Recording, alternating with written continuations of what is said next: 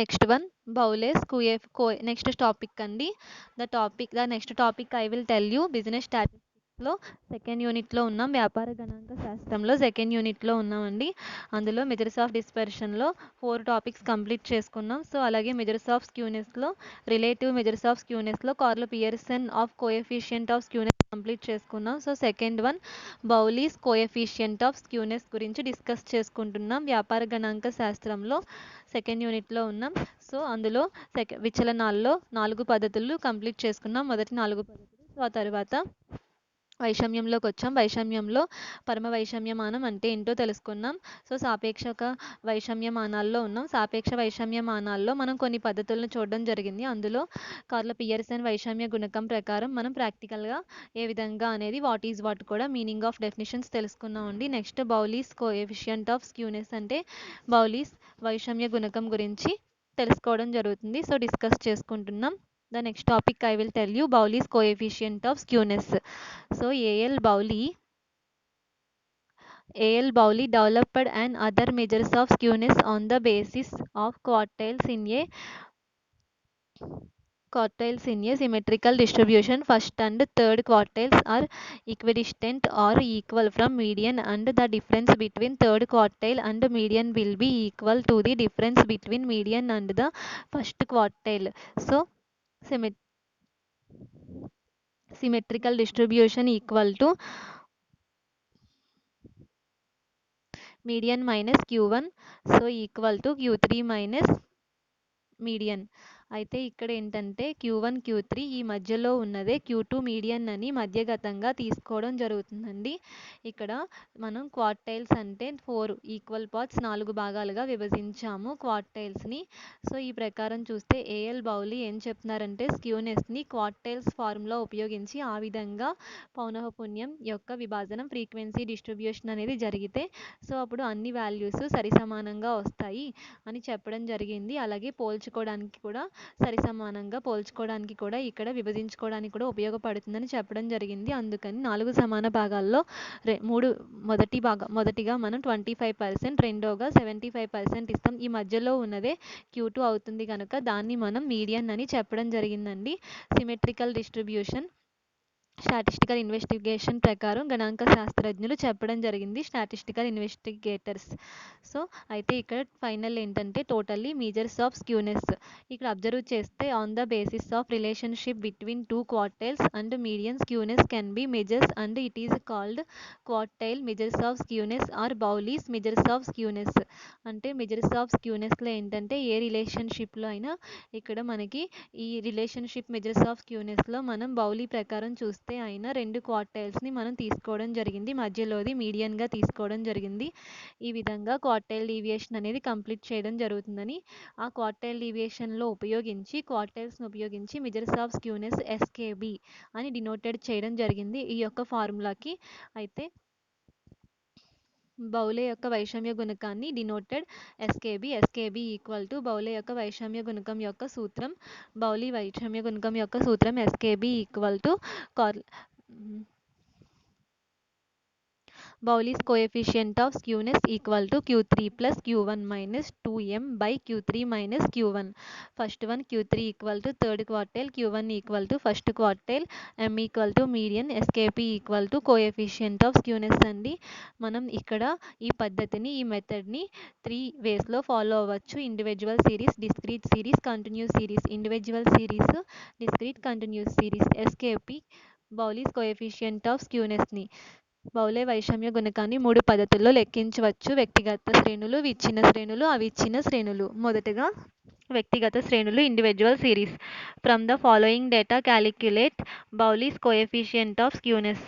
ఈ క్రింది ఇచ్చిన దత్తాంశం నుండి బౌలీ కోఎఫిషియంట్ ఆఫ్ స్క్యూనెస్ని ఏ విధంగా లెక్కించాలి. First one X values 1, 5, 12, 22. So ఈ విధంగా ఆర్డర్లో ఇవ్వడం జరిగింది.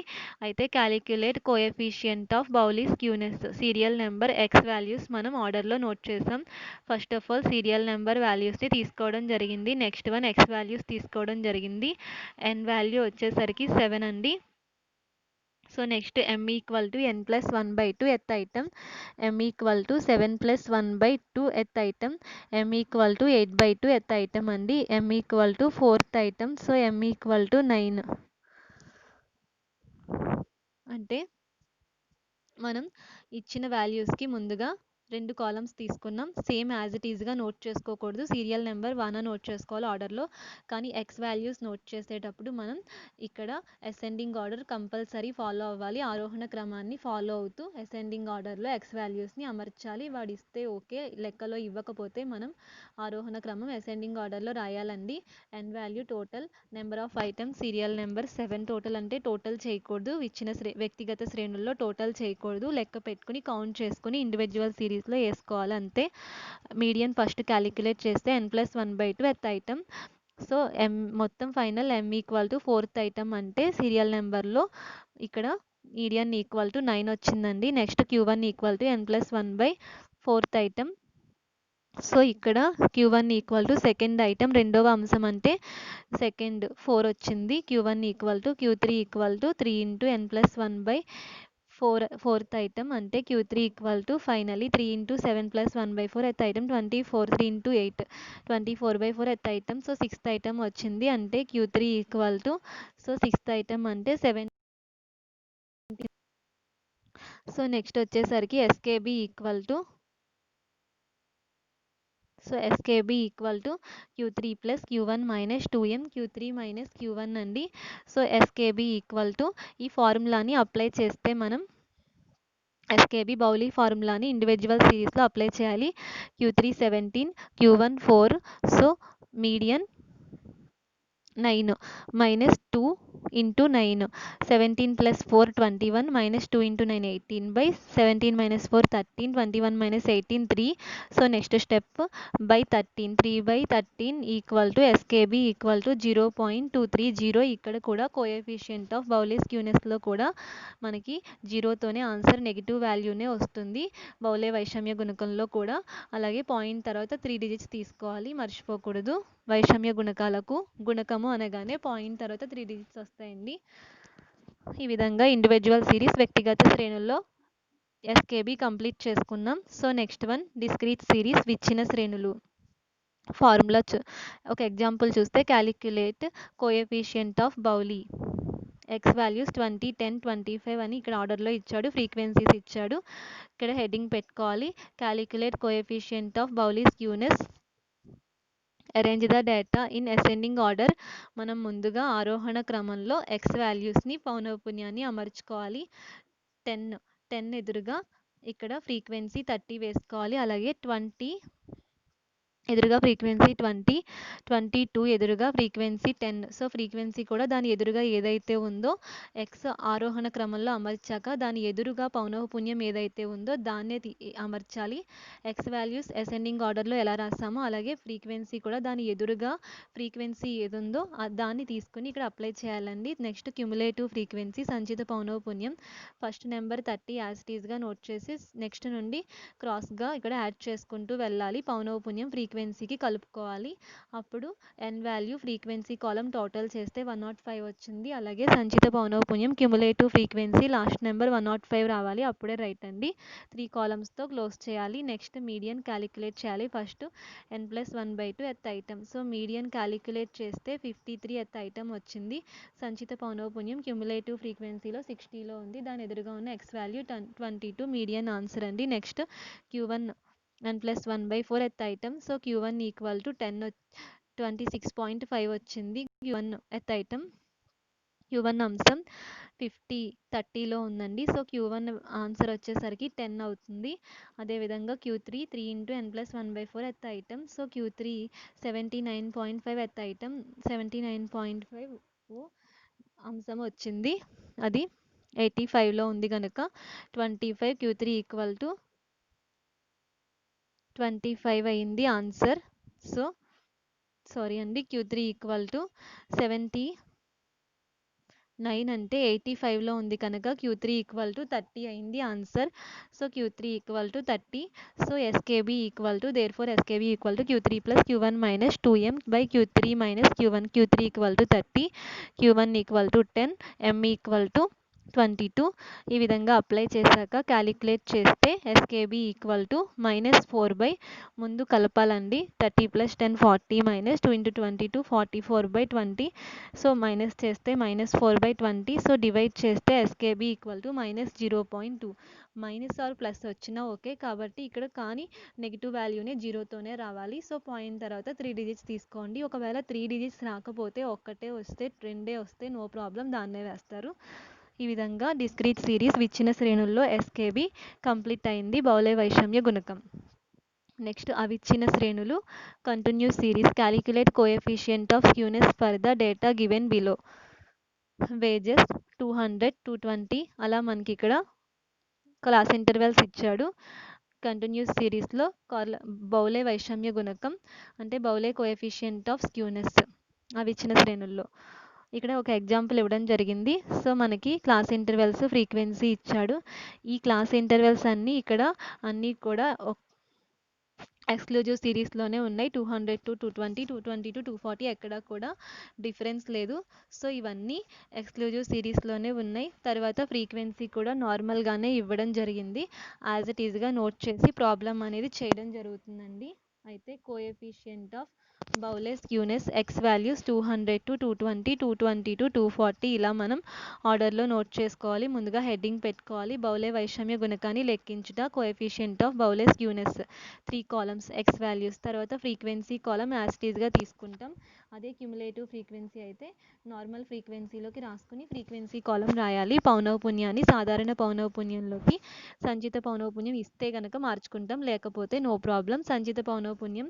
Third column cumulative frequency 5 as it ఈజ్గా నోట్ చేయాలి తర్వాత క్రాస్గా ఈ యొక్క పౌనఃపున్యానికి యాడ్ చేయాలి క్యుములేటివ్ ఫ్రీక్వెన్సీని క్రాస్గా ఈ ఫ్రీక్వెన్సీకి యాడ్ చేయాలి సెకండ్ నెంబర్ నుండి 16 + 13 29 5 + 11 16 16 + 13 29 ఆ విధంగా లాస్ట్ వరకు యాడ్ చేయాలి నెక్స్ట్ ఫ్రీక్వెన్సీ కాలమ్ని ముందుగా టోటల్ చేసేసుకోవాలి తర్వాత cumulative frequency last number 156 normal frequency సాధారణ పౌనఃపున్యం ఎన్ వాల్యూ 156 రెండు కూడా సంచిత పౌనఃపున్యము సాధారణ పౌనఃపున్యం ఈక్వల్గా ఉండాలండి ఈ నెక్స్ట్ దీన్ని టోటల్ చేయాలి ఇంకేం టోటల్ చేయకూడదు సో మిడిల్ కాలమ్ ఒక్కటి టోటల్ చేస్తారు ఎన్ వాల్యూని నెక్స్ట్ ముందుగా మీడియన్ క్యాలిక్యులేట్ చేయాలి ఫస్ట్ దేర్ ఫోర్ సో అవి ఇచ్చిన శ్రేణుల్లో మధ్యగతం కంటిన్యూస్ సిరీస్లో median m = small m = n/2 ఎత్ ఐటమ్ సో ఎంత వచ్చింది స్మాల్ m వాల్యూ 78 ఎత్ ఐటమ్ అంటే అది 113లో ఉంది so class interval median class 280 - 300 median class వేసాం so median formula L1 + L2 - L1/f m - c so formula apply చేసాము ఫార్ములా అప్లై చేసిన తర్వాత సో ఇక్కడ ముందుగా అన్ని క్యాలిక్యులేషన్స్ అయిపోవాలి ఫైనల్లీ మీడియన్ ఆన్సర్ ఇక్కడ ఫస్ట్ లెస్ చేస్తాం 20 తర్వాత లెస్ చేస్తాం తర్వాత క్రాస్ మల్టిప్లికేషన్ తర్వాత డివైడింగ్ లాస్ట్ ఈ యొక్క L1ని యాడ్ చేస్తే ఫైనల్లీ ఆన్సర్ 287.27 వచ్చింది ఇది బాక్స్లో పెట్టాలి తర్వాత Q1 = n/4 ఎత్ item so Q1 class equal to Q1 39 ఎత్ ఐటమ్ అంటే సో 39 ఎత్ ఐటమ్ 58లో ఉంది సో 280 260 2 - 280 సో ఈ యొక్క క్లాస్ తీసుకొని సో దానికి Q1 ఫార్ములా అప్లై చేసాము సో Q1 ఆన్సర్ 266.89 వచ్చిందండి బాక్స్లో పెట్టుకోవాలి Q3 3 × n/4 ఎత్ ఐటమ్ సో Q3 = 117 ఎత్ ఐటమ్ వచ్చిందండి సో 117 అనేది 133లో ఉంది కనుక 300 to 320 వచ్చింది సో దీనికి మనం ఇక్కడ 300 to 320 రాసుకుని సో దానికి L1 + L2 - L1/f Q3 - c Q3 క్లాస్ని note చేసి ఆ ఫార్ములా అప్లై చేసిన తర్వాత calculation so first 300 plus so ఇలా రాసిన తర్వాత నెక్స్ట్ లెస్ చేయాలి సో క్రాస్ లెస్ చేయాలి సో క్రాస్ మల్టిప్లికేషన్ సో తర్వాత డివైడింగ్ తర్వాత ఇటువైపున 300కి యాడ్ చేస్తే 304 వచ్చిందండి ఫైనల్లీ ఆన్సర్ Q3 = 304 ఇప్పుడు therefore SKB equal to Q3 + Q1 - 2m/Q3 - Q1 Q3 answer 304 Q1 answer 266.89 median answer 287.27 so ఈ మూడు ఆన్సర్లని ఇక్కడ అప్లై చేస్తే సో ఇక్కడ 3 ఆన్సర్‌లను అప్లై చేయడం జరిగింది.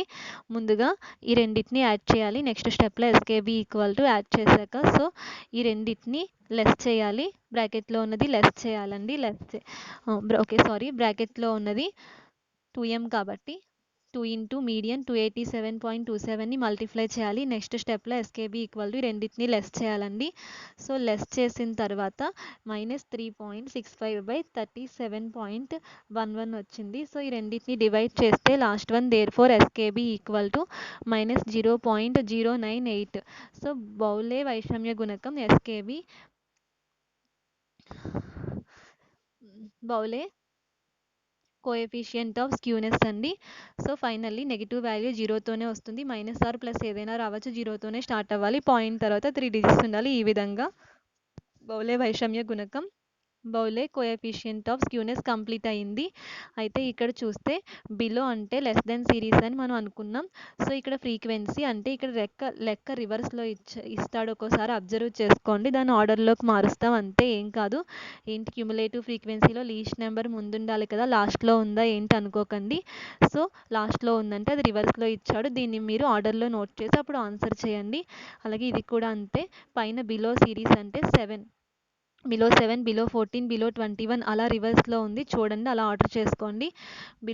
అలాగే క్యుములేటివ్ ఫ్రీక్వెన్సీ 25, 57 అలా ఆర్డర్ చేసి మీరు రాసుకోండి. ఫస్ట్ నెంబర్ అలాగే ఉంచి కింద నుండి పైకి లెస్ చేసుకుంటూ పైనుండి కిందకి లెస్ చేసుకుంటూ వెళ్ళండి. అదేవిధంగా లీస్ట్ నెంబర్ అలాగే ఉంచండి. అలాగే ఉంచి లాస్ట్ నుండి పైకి లెస్ చేసుకుంటూ వెళ్తారు. ఇదైతే పైనుండి కిందకి, బిలో సిరీస్ అయితే అదే, మోర్ దెన్ సిరీస్ అయితే లాస్ట్ నుండి పైకి. ఓకే, మిగతాదంతా కామన్ ప్రొసీజర్, ఫార్ములా అప్లై చేసి లెక్క చేయొచ్చండి. సేమ్ మిడ్ వాల్యూ కూడా అంతే. ఈ మిడ్ వాల్యూస్ వచ్చినప్పుడు మనం 5 + 10 ఏదైతే డిఫరెన్స్ వచ్చిందో మనకి 15 అలా ఇస్తాడు. మనం దాన్ని ఆ రెండిటికి మధ్య డిఫరెన్స్ చూస్తాము. డిఫరెన్స్ చూసిన తర్వాత ఆ రెండిటికి మనం డిఫరెన్స్ చూసి ఆ డిఫరెన్స్ బై 2 చేసి ఆ వచ్చిన వాల్యూలో నుండి 5 వస్తే ఇంకా 10 అలా ఇవ్వడం జరిగితే 15, 20 అలా ఇవ్వడం జరిగింది. ఆ వచ్చిన వాల్యూలో నుండి మొదటి దాంట్లోంచి 5లోంచి 5 తీసేస్తే 10లో నుండి 5 తీసేస్తే 5. అదేవిధంగా అదే 5కి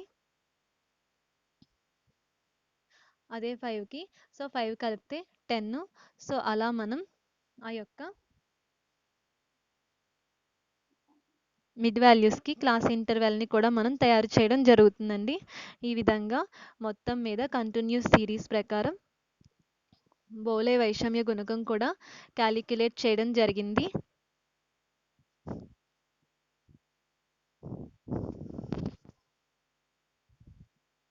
కంటిన్యూస్ సిరీస్ ప్రకారం ఫస్ట్ మెథడ్ మనం